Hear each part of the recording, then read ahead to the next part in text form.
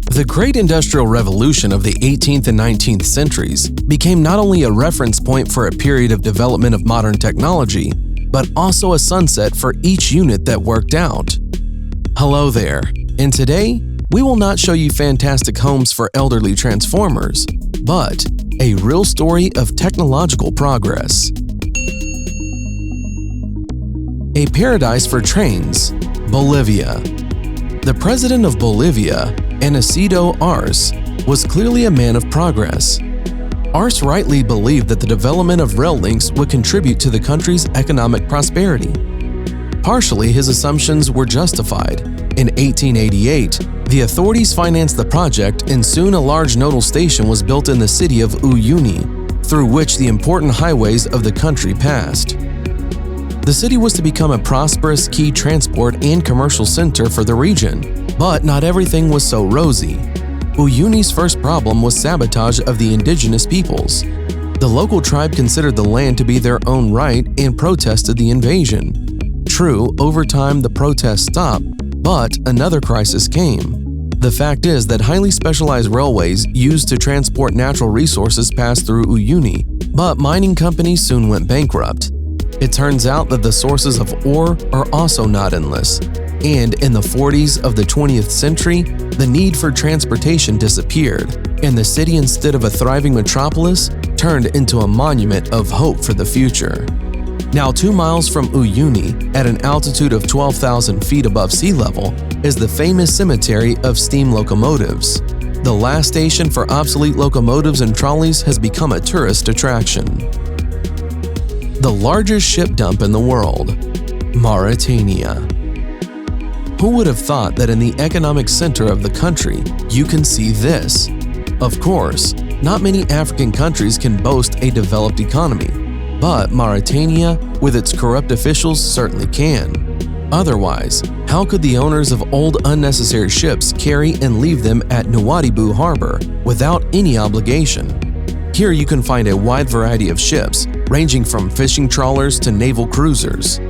The last refuge here was also found by one of the largest refrigerated vessels, United Malika, stranded near Nouadhibou. By the way, abandonment of the vessel and its disposal are quite expensive and cost a decent amount, and in Mauritania, paying a small bribe could leave your old ship without worrying about the consequences.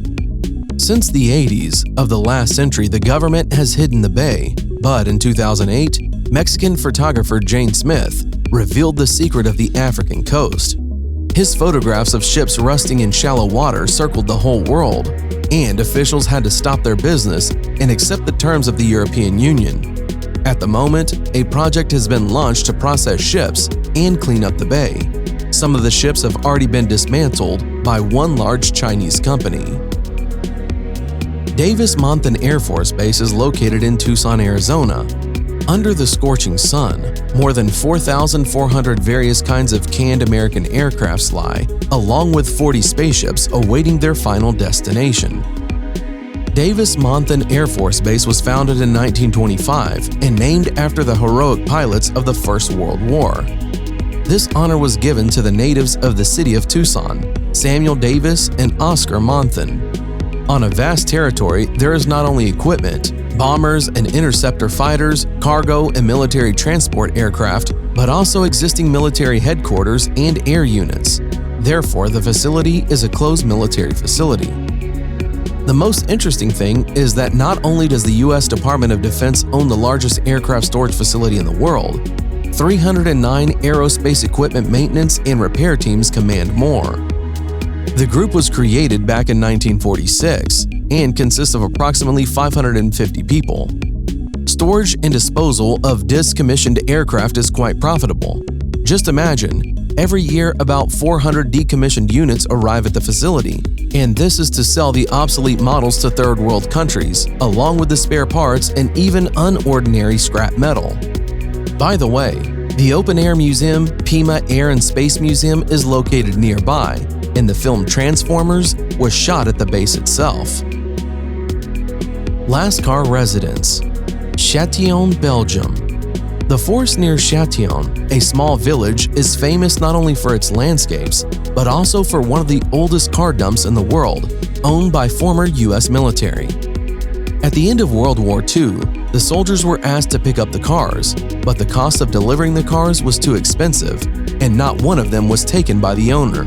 All this good was left in Belgium and sent to a hill that was allocated for this. Despite the fact that everyone knew that the hill would be the last parking spot for iron horses, they were very carefully parked.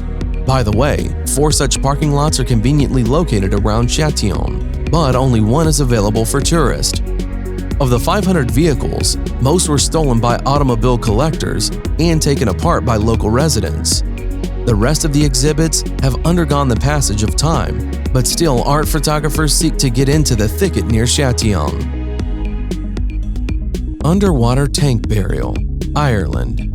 Not every diver knows the place where you can find a real private territory, but only at a depth of 230 feet, off the coast of Donegal County, there is a really suitable place for reflection.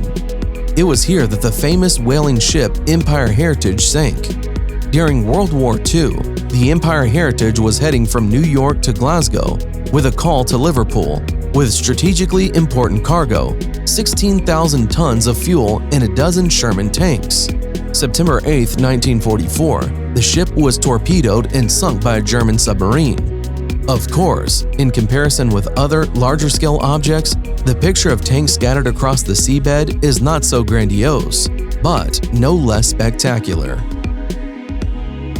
Cadillac Ranch. In 1974, impudent hippies turned to millionaire Stanley Marsh with a proposal to sponsor an eccentric project. Marsh liked the idea and the project came to life. This is not a car cemetery, it is almost a museum. The art installation of 3 hippies and a millionaire became the story of the evolution of Cadillac. 10 models of the famous brand are dug in the sands of a Texas ranch.